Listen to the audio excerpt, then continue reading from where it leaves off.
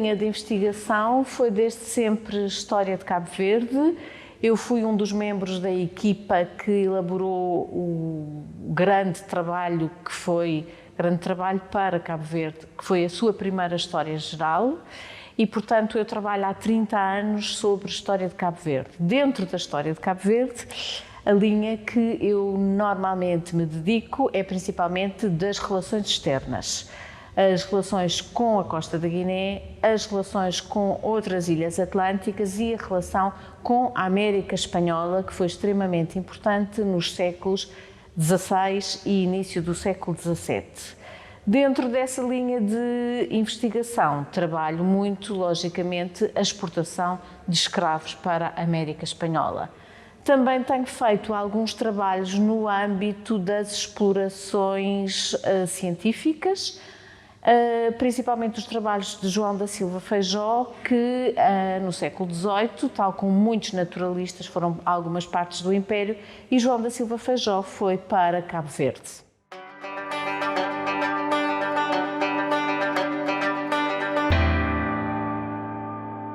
As principais características são principalmente os escravos, escravos esses que uma parte fica em Cabo Verde, mas pouco, e uma grande parte é reexportada para a América Espanhola.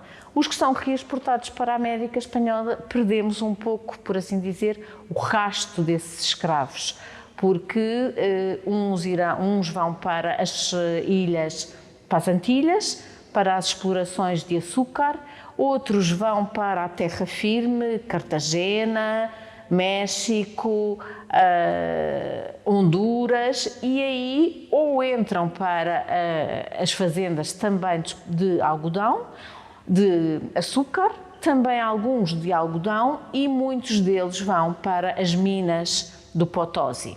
Relativamente aos que ficam em Cabo Verde, que é um quantitativo muito mais reduzido, são principalmente escravos domésticos. Escravos que se dedicam a trabalharem nas fazendas dos senhores, mas em Cabo Verde não há uma monocultura nesta época e, portanto, não há uma exploração que necessite de muita mão de obra, daí que os escravos são poucos, e são principalmente escravos domésticos que ajudam os seus senhores nas tarefas do dia-a-dia, muitos escravos pastores, escravos mestres de açúcar, porque há alguma pequena produção de açúcar, não roças propriamente ditas, como por exemplo existem em São Tomé, não, são pequenos minifúndios, onde há alguns mestres de açúcar, e também temos as ilhas, por exemplo, da Boa Vista, as ilhas mais do norte de São Nicolau, Santa Luzia, que são ilhas principalmente dedicadas ao pastoreio e, portanto, esses escravos acabam por ser auxiliares dos senhores nas suas ilhas. Por sua vez, também existem alguns escravos que inclusivamente participam também no comércio de escravos, ou seja, que juntamente com o seu senhor se dedicam a ir também à Guiné novamente, comprar escravos para o seu senhor e voltarem, o que é uma característica interessante de apreciarmos, porque o escravo volta à Guiné, mas não quer fugir.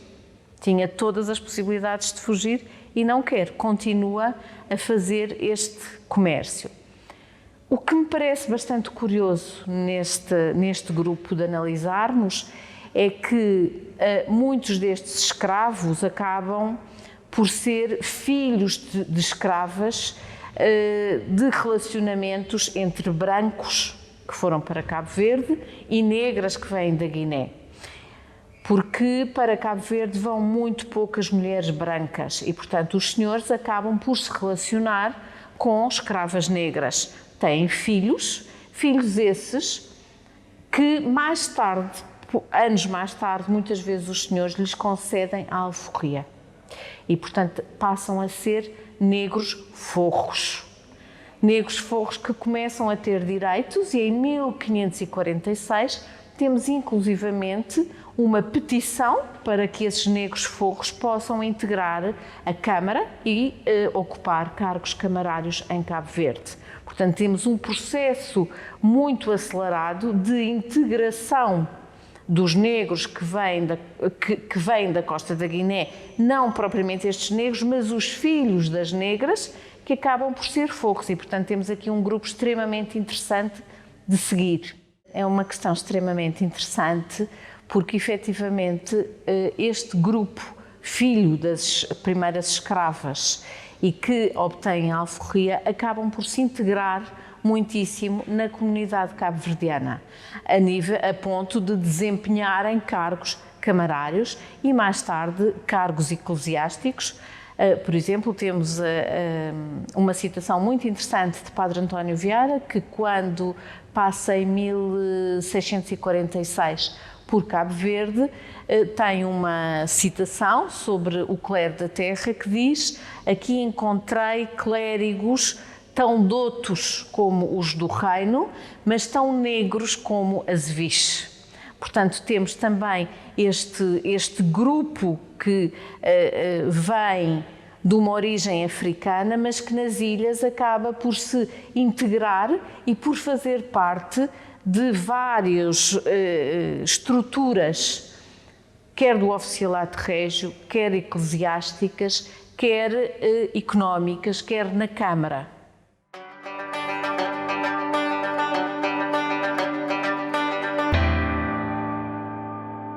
Bom, a evolução do arquipélago de Cabo Verde foi-se ao longo dos séculos. Hoje em dia, até eu costumo dizer aos meus alunos que fazem comigo a cadeira de História de Cabo Verde, costumo muitas vezes dizer-lhes que Cabo Verde não são 10 ilhas, mas Cabo Verde são 11 ilhas, sendo que a 11ª é a Ilha da Diáspora, porque há um número imenso de cabo-verdianos espalhados pelo mundo. Em Portugal há uma grande comunidade. Na América, nomeadamente perto de Nova Iorque, há grandes comunidades cabo-verdianas que derivam de uma imigração que sucedeu ligada com a pesca da baleia no século XIX. Existe, inclusivamente, em New Bedford, um museu da história da baleia que tem uma série de identificações e de informações sobre esse grupo de cabo-verdianos. Portanto, efetivamente, os cabo-verdianos que acabam por ser, enfim, a fusão entre os brancos do reino e os negros vindos de África, acabam por se espalhar por muitíssimas zonas do mundo e, efetivamente, a imigração em Cabo Verde é marcante. Se virmos as letras das mornas, se virmos as letras de grandes poetas cabo-verdianos, o partir, o deixar o espaço para ir para outros locais é um elemento marcante da literatura, da história, da poesia de Cabo Verde, porque efetivamente as ilhas são como que um ponto um trampolim para sair para outras regiões. Mas os cabo-verdianos, estejam onde estiverem, a sua relação com as suas ilhas é imensa e fundamental e têm um orgulho imenso na sua pertença a Cabo Verde. Eu penso que é muito, muito presente. E retomando o que falámos, se efetivamente na literatura e nas próprias canções é muito presente. Se lembrarmos, por exemplo, de uma das canções mais célebres de Cesária Évora, Saudade, expressa muito esta característica da imigração do povo cabo-verdiano e da saudade que existe de uma terra que é deles e que muitas vezes nem conhecem porque abandonaram essa terra em pequenos. Mas a transmissão pais para filhos de Cabo Verde, da história de Cabo Verde, acaba por marcar muito o povo cabo-verdiano, esteja onde estiver. E penso que para todos ouvirem a canção de Cesária Évora, Saudade, é um exercício que eu recomendo vivamente.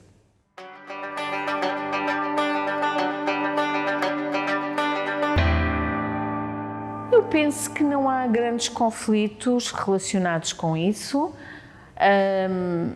Em Portugal, eu penso que a comunidade cabo-verdiana está integrada, apesar de haver, como todos nós sabemos, alguns movimentos um pouco racistas e, enfim, com características bastante pouco saudáveis mesmo. E tivemos há pouco tempo a história muito macabra, por assim dizer, daquele rapaz cabo-verdiano que foi maltratado e que acabou por morrer em Bragança. Mas eu penso que ali o que sucedeu não foi por ele ser cabo-verdiano.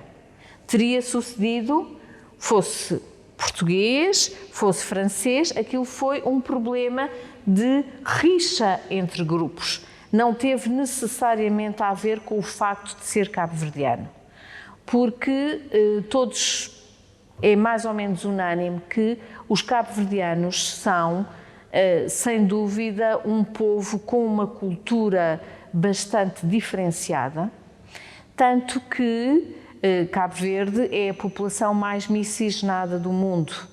Em Cabo Verde, quando se fazem análises genéticas ao povo cabo-verdiano, é o povo mais mixigenado do mundo. Portanto, isto também é uma característica interessante. O povo cabo-verdiano é extremamente trabalhador e isto, inclusivamente, se remontarmos às fontes do século XVI, existem inclusivamente registros de que entre os negros vindos de Cabo Verde e os negros vindos de São Tomé, os de Cabo Verde são mais caros do que São Tomé, porque os cabo-verdianos eram tidos desde logo como um povo, como negros muito mais trabalhadores. E além de muito mais trabalhadores, muito mais ladinos. Ladinos quer dizer muito mais, com muito mais apetência, com muito mais capacidade para aprender. E, portanto, eu penso que isto é uma característica do povo cabo-verdiano e quem trabalhe com cabo-verdianos, quem prive diariamente com eles, terá certamente a noção que são um povo integrado onde quer que seja e são um povo que se adapta sem nunca esquecer as suas raízes.